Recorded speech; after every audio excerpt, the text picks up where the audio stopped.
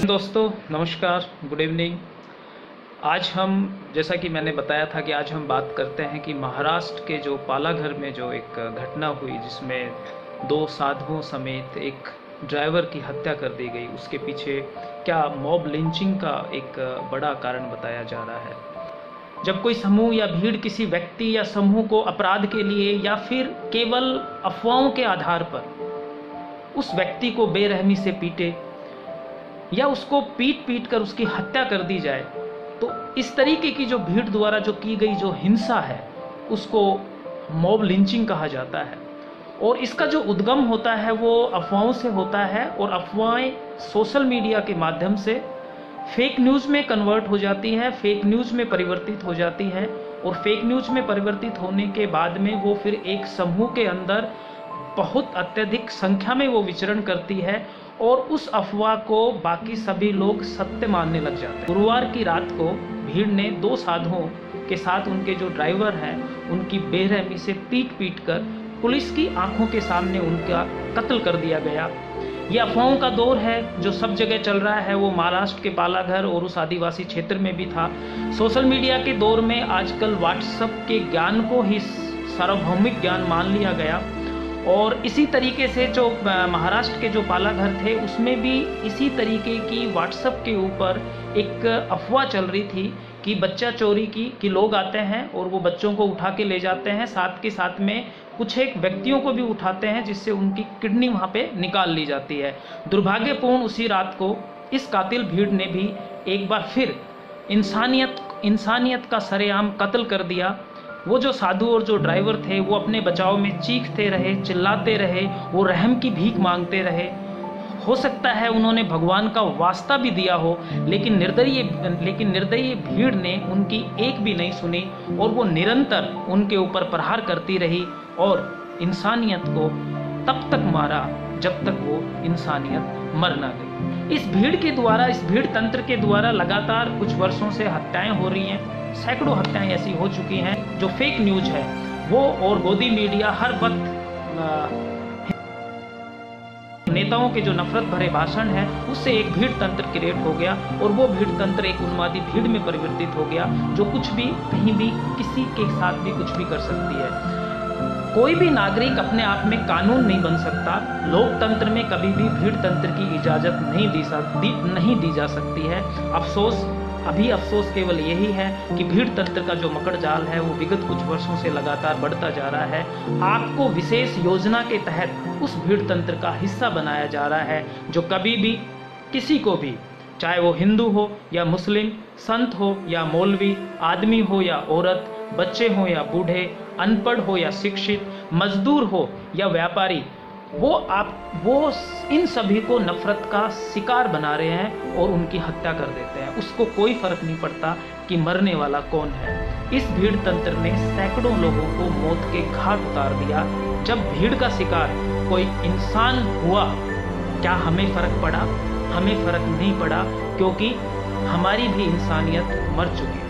भीड़ के चंगुल में तड़प कर दम तोड़ते हुए इंसान को देखने पर भी हम शून्य थे। क्यों शून्य थे? क्योंकि वो मेरे गांव का नहीं था, मेरे मोहल्ले का नहीं था, मेरी जाति का नहीं था या मेरे धर्म का नहीं था। लेकिन याद रखना कि नफरत की जो आग है वो पड़ोसी को नहीं जलाती, वो अपना घर भी एक दिन खाक करती है। या कभी पहलू, कभी अखलाक, तो कभी इंस्पेक्टर सुबोध सिंह, और अब 2 ये साधु।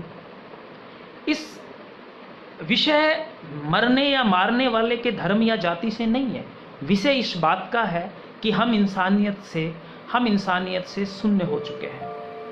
ये उन्मादी भीड़ या ये भीड़ तंत्र या ये मॉब लिंचिंग करने वाले लोग कभी गाय के नाम पर, कभी धर्म के नाम पर, कभी बच्चा चोरी के नाम पर, कभी आम इंसान को मारते हैं, तो कभी कानून के रक्षक इंस्पेक्टर सुबोध सिंह राठौड़ को मारते हैं। तो आज जो 2 दिन पूर्व जो है धर्म के अग्रज साधुओं तक को नहीं छोड़ा, उनको मार दिया। तो राजनीतिक जो लोग हैं वो, और साथ में गोदी मीडिया, इन घटनाओं के अंदर धर्म को खोजने लगते हैं कि इन घटनाओं में क्या धर्म है। वो हिंदू मुस्लिम प्रोपेगेंडा के जरिए इस नजरिए से देखते हैं कि जो भीड़ इकट्ठी हुई थी वो किस धर्म की थी, मरने वाले का क्या धर्म था, वो उन भीड़ में मरने या मारने वालों में वो धर्म ढूंढते हैं। हाल फिलहाल यही हुआ, बीजेपी जो राष्ट्रीय प्रवक्ता है संदीप बात्रा का अगर आप पहला ट्वीट देखेंगे तो उस पहले ट्वीट में उन्होंने खोजा कि पर्टिकुलरली भीड़ का धर्म क्या था और मरने वाले का धर्म क्या था। जब वहाँ पे उनको सफलता प्राप्त नहीं हुई तो उसके पश्चात में जो उनकी दूसरी प्रतिक्रिया आई तो उसमें उन्होंने लेफ्ट राइट या जाति को खोजना चालू कर दिया। खैर, ये नेताओं की आवाज़ ना तो भीड़ के खिलाफ है और नेताओं की आवाज़ ना हिंसा के खिलाफ है, इनकी आवाज़ केवल राजनीति से प्रेरित होती है। महाराष्ट्र पुलिस ने हत्या के आरोप में लगभग 120 लोगों को गिरफ्तार किया है और पुलिस को ये पता भी चला है कि व्हाट्सएप के जरिए इस तरीके की अफवाहें फैली गई, मतलब बच्चा चोरी की जो अफवाह थी वो फैली गई और साथ में जो मानव अंगों की जो तस्करी की जो अफवाह थी वो फैली गई।